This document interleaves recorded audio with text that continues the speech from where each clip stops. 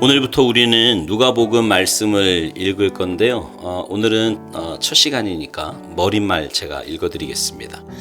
우리 대부분은 자기 혼자만 겉도는 것처럼 느낄 때가 많다.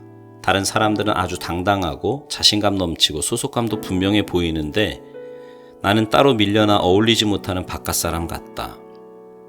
이런 경우에 우리가 취하는 방법은 따로 우리의 모임을 만들거나 우리를 받아줄 모임을 찾아가는 것이다. 그 모임에서만은 나는 소속되어 있고 다른 사람들은 바깥에 있다. 사람들은 정치, 경제, 사회, 문화 등 다양한 분야에서 공식, 비공식으로 모인다.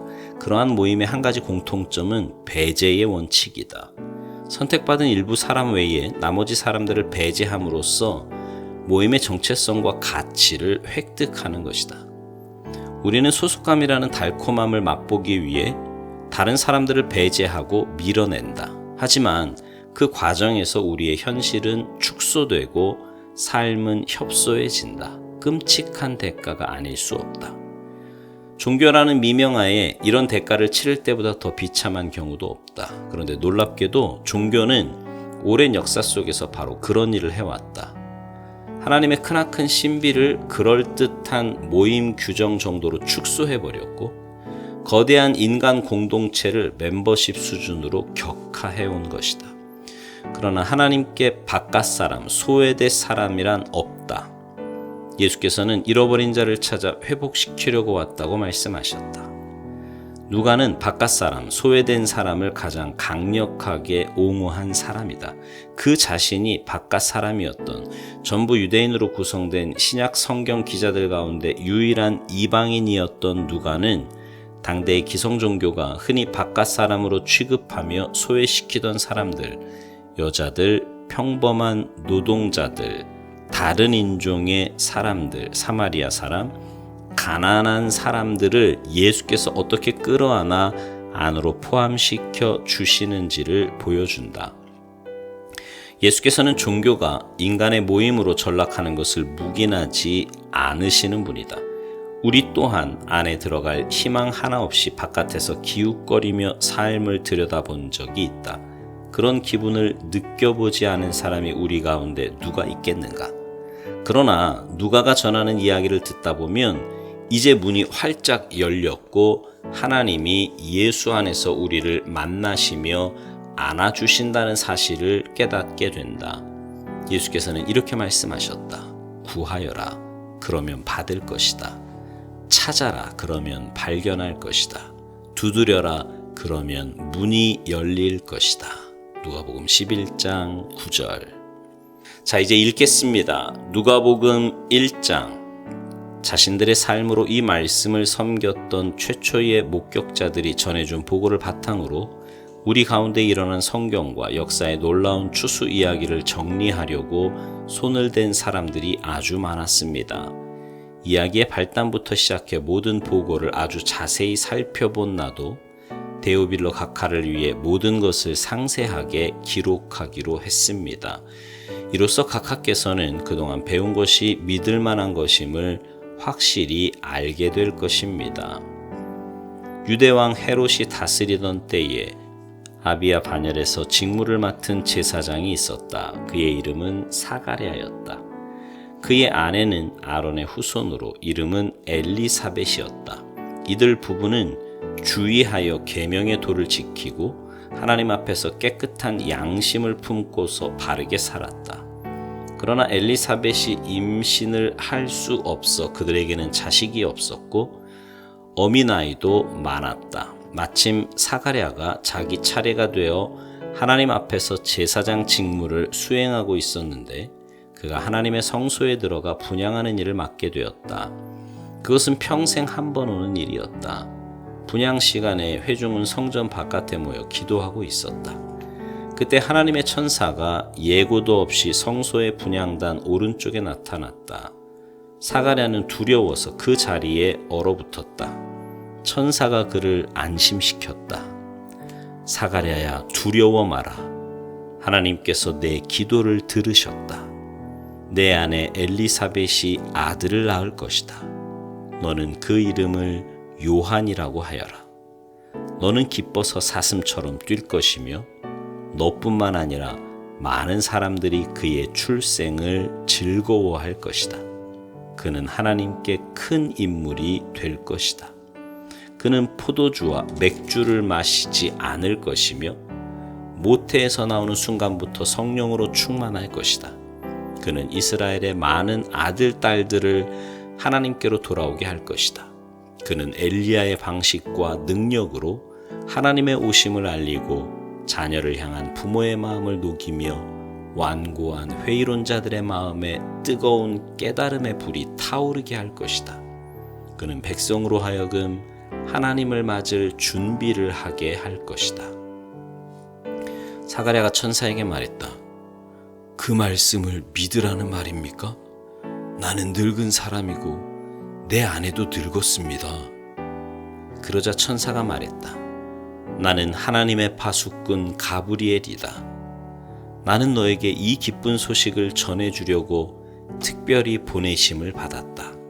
그런데 내가 내 말을 믿지 않으니 내 아들이 태어나는 날까지 너는 말을 하지 못할 것이다.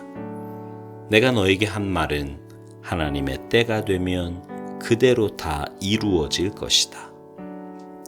한편 사가랴를 기다리던 회중은 그가 성소 안에 왜 그렇게 오래 있는지 이상하게 여기며 조바심을 냈다.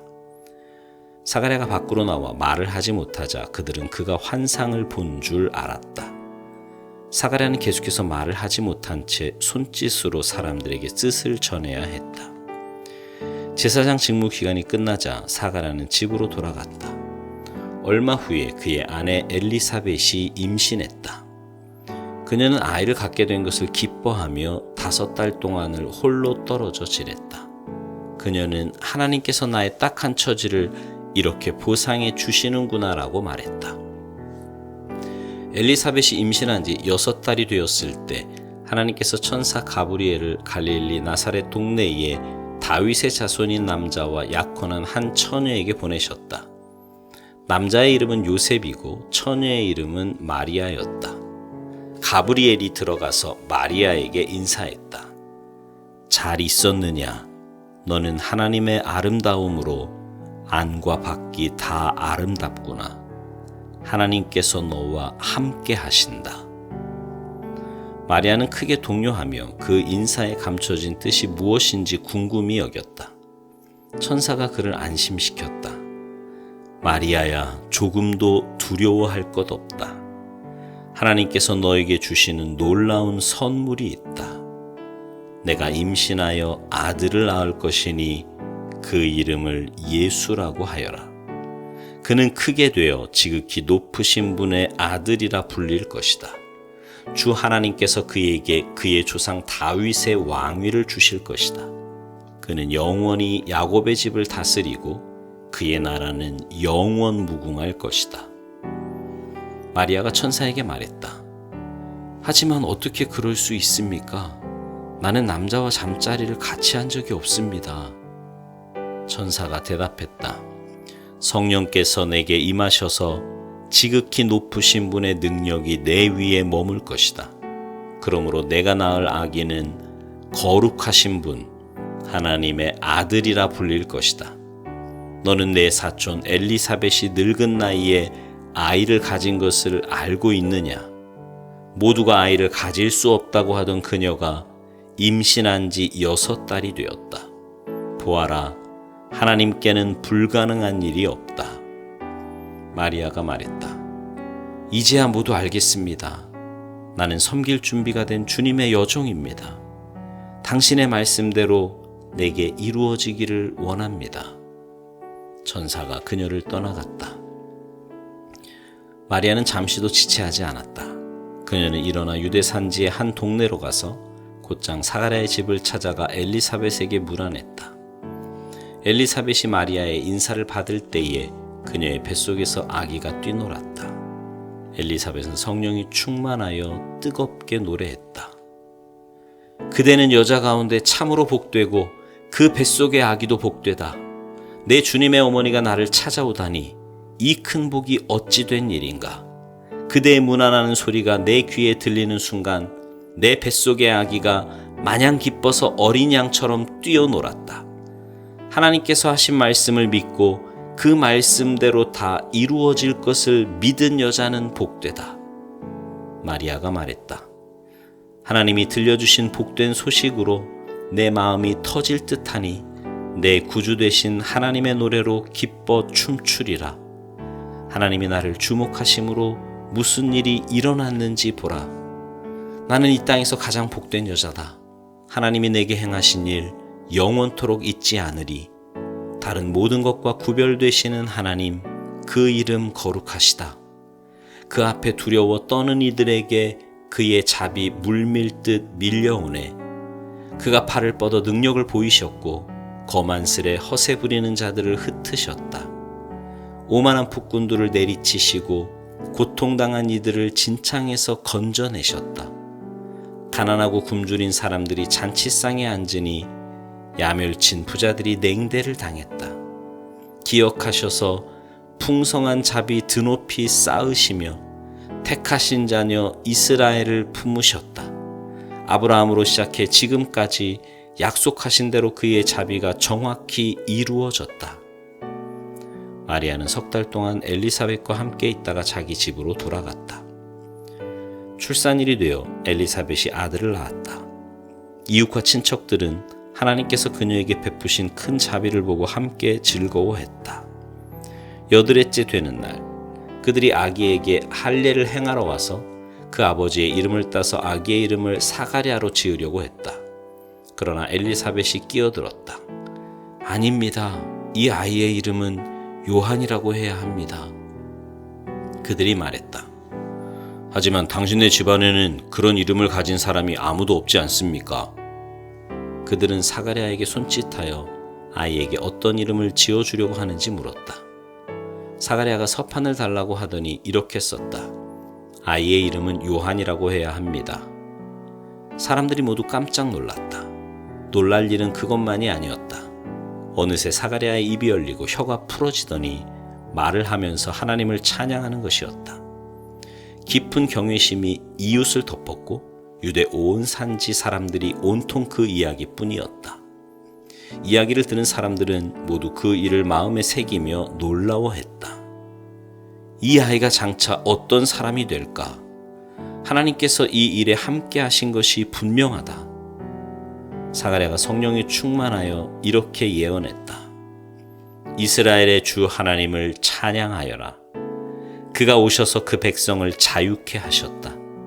그가 구원의 능력을 우리 삶의 중심에 그의 종 다윗의 집에 두셨으니 그의 거룩한 예언자들을 통해 오래전 약속하신 말씀 그대로 우리를 원수들과 우리를 미워하는 모든 손에서 건지셨다. 우리 조상에게 자비를 베푸셔서 말씀하신 것을 기억하고 행하셨으니 곧 우리 조상 아브라함에게 맹세하신 대로 적진에서 우리를 구하셨다. 우리로 하여금 세상 걱정 없이 그분을 예배하며 사는 날 동안 그분 앞에 거룩하게 하셨다. 지극히 높으신 분의 예언자인 내 아기여, 너는 주님 앞에 가서 그의 길을 예비하고 그의 백성에게 구원과 죄 용서의 소식을 전해줄 것이다. 하나님의 자비로우신 마음, 하나님의 해돋음 우리에게 임하셔서 어둠 속 죽음의 그늘에 앉아있는 이들을 비추고 우리의 길을 한 걸음씩 밝혀 평화의 길로 인도할 것이다. 아이는 자라며 심령이 굳세어졌다. 그는 예언자로 이스라엘에 등장하기까지 광야에 살았다. 아멘.